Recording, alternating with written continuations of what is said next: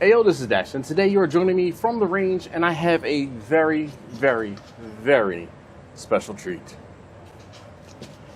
Alright, so today I'm going to be unboxing and doing my, I won't say patented, but how I break in my Canik pistols. I break in my Canik pistols by shooting, I won't say, but mag dumping at least 100 rounds.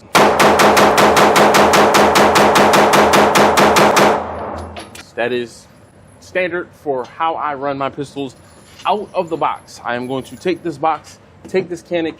Now today I'm going to be unboxing the brand new Canik Mete MC9 PRIME. I'm highly looking forward to it, and if you guys join me, you'll see me, like I said, unbox it, break it in.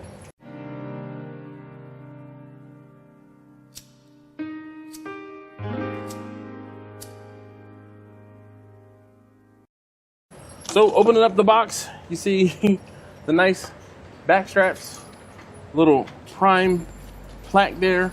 This is for your tools. Your tools are in here, your extra screws and bits like that. So your information booklet, pulling the rest out. You have a decent slim holster. This single clip, I'm not actually a fan of the single clip. I prefer to have clips on the sides and like the wings. So we'll test this out once I get to take it home. I can't take it home yet. Yay, Maryland. But so far, this will probably fit. Of course, let's test it. So this is the Prime, and this is my MC9 LS. And it, of course, fits in there. Probably needs to be adjusted slightly. Tighten up the tension. It's a bit loose.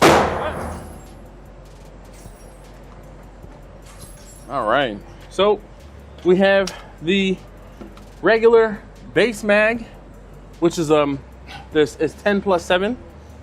So apparently YouTube has a fit when you mention anything, you know, larger than a certain amount. So I'm gonna check this right now, make sure it's clear. It is in fact nice and brand new. Woo. All right.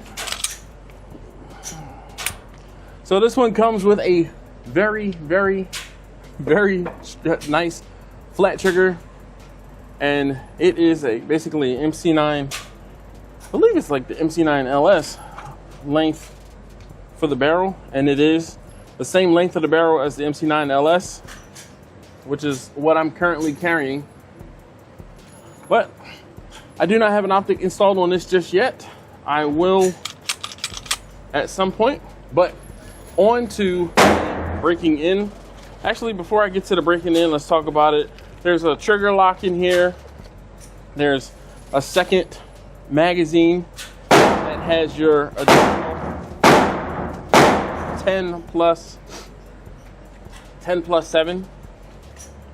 There's your cleaning information, I don't want to say cleaning information, but your cleaning kits, the little bar, the punch, as well as the brush, and then a paddle. So if you were gonna mount this or have this like inside your waistband, so that's pretty cool. All right, now what you've all been waiting for, and I'm gonna set up and get my my 100 rounds knocked out real quick. Give me a second to get the other camera set up, and we'll get this started. Nothing left but to do it. So I have a few mags set up here. I'm not going to use the factory 10+7 mags. I have a few other mags. I'm going to put the booklet back into the box here. I have a few other mags that I'm going to use for this. So we have a 10+8, 10+10, 10+10, 10+10+2, 10+10+3. All right, so now let's just go ahead, get it done.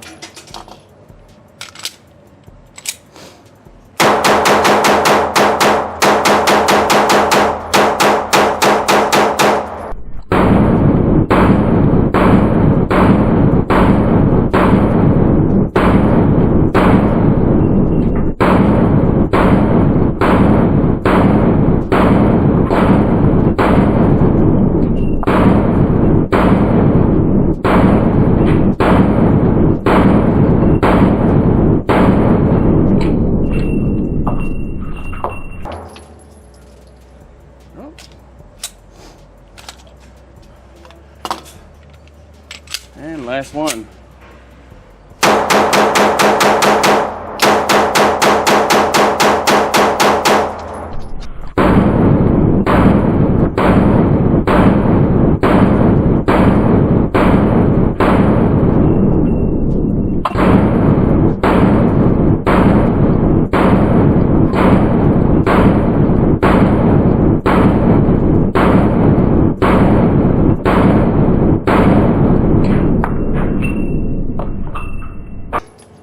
And it just didn't lock back, but nothing too crazy. If I put the factory mag in there, it locks back just fine.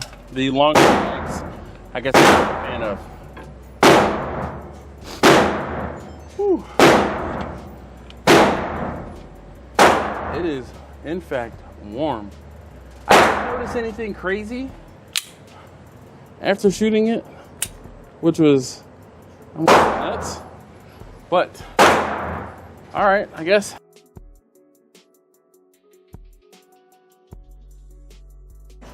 Do you feel like you notice the ports? No, I didn't think so with how small they were. no, I don't feel like I notice it, but I'm also not like that discerning. I do notice it.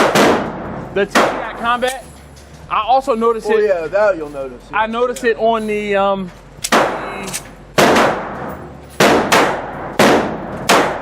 back up a little bit. Huh? Back up a little bit. Back up. Yeah. Gotcha. All right. Yeah, I didn't like that. See it? It did. That was good. And which is crazy. I'm just finally made in America. Yes. That's what the fuck I wanted to see right there. Canik Yep. USA. But you know, I mean, look, we shall see. But that trigger is just, that's one I don't have to change. Yeah. Well, I like that they went with a 4.5 pound instead of 3. So I think like the 3s are a little light carry gun. This Definitely. is like perfect. This is just perfect. That's the same weight just about that the TTI Combat has, which again is crazy. It's heavier than almost all of the other That's what I like though. This is like this is a good gun. I agree. I think they did a good job. Love the stippling. I know it's really aggressive. I love the angle.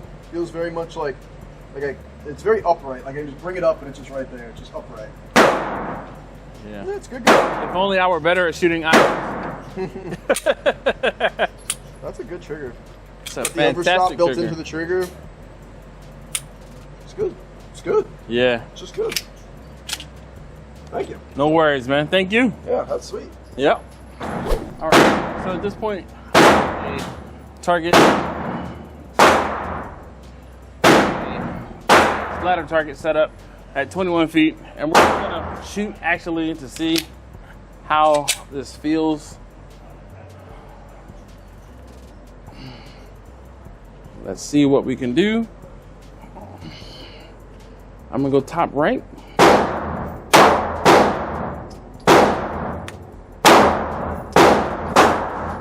Top left.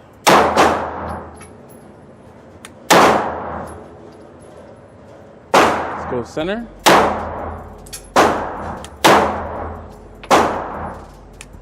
Bottom right. Whew. Bottom left. Come on. All right. Second mag. We're gonna run same rotation. This is why I know I shoot way better with an optic than I do with irons. Now, these irons are not bad. I can definitely pick it up. There's, so you can see what I'm working with. There are, I'm gonna check and make sure we're clear. The back sights are dots, and then the front sight is like a night sight. Round back in here.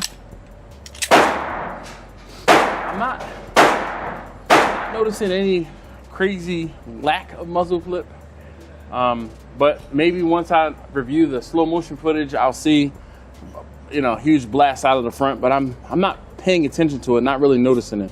But let me see what I can do here.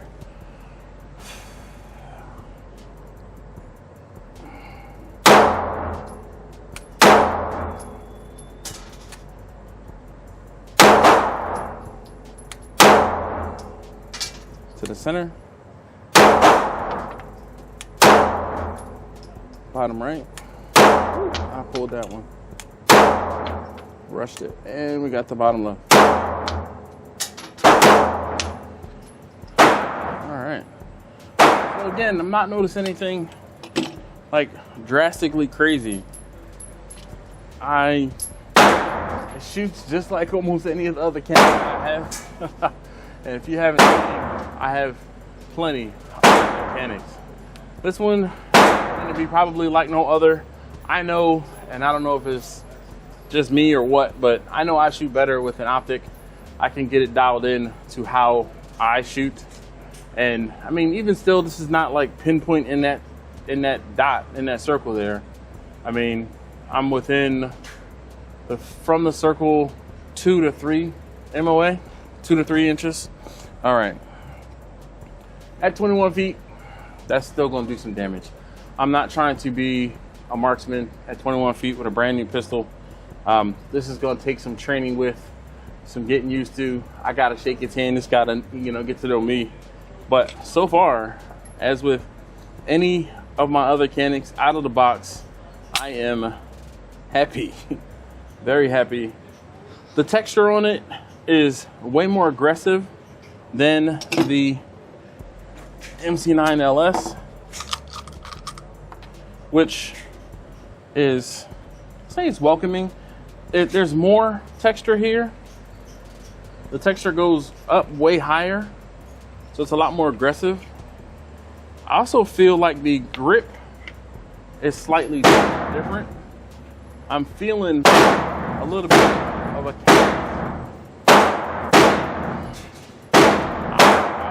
I'll wait. I'm feeling a little bit of a callus on my middle finger from the trigger guard. It is actually it is different, and I can feel that difference. It's not the absolute worst. I think it's just going to be something I'll have to get used to. The texturing around the side of the pistol is more aggressive. And the one other thing I did notice is the grip itself is longer on the Prime than it is on the LS.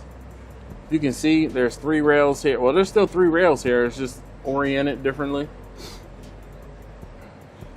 But the texturing, the Prime versus the MC9 LS, the Prime, the texture goes all the way around, versus the Prime is just in this little section here. And again, versus the Prime, I might need to adjust the back strap. Usually I end up putting one of the bigger back straps on here, but I'm staying in the range right now, so I'm not going to worry about that.